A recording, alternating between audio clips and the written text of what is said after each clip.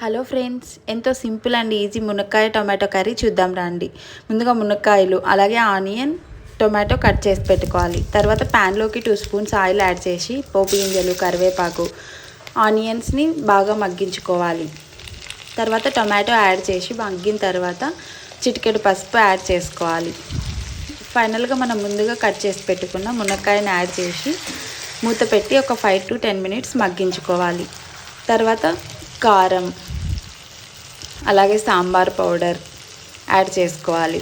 నేను చింతపండు రసం తీసి పెట్టుకున్నాను ముందుగా నానబెట్టి, ఆ రసంని కూడా ఇందులో యాడ్ చేయాలి. అంతే, మనం ఫైనల్గా రుచికి తగ్గ సాల్ట్ యాడ్ చేసుకొని ఒక 5 to 10 minutes ఉడికించుకోవాలి. అంతే, ఎంతో సింపుల్ అండ్ ఈజీ మునక్కాయ టొమాటో కర్రీ రెడీ. ఎప్పుడు రాని వాళ్ళు కూడా చేయొచ్చు, ఎంతో ఈజీ. ఒకసారి ట్రై చేసి ఎలా వచ్చిందో కమెంట్ చేయండి. Bye guys, please like, share and subscribe our channel.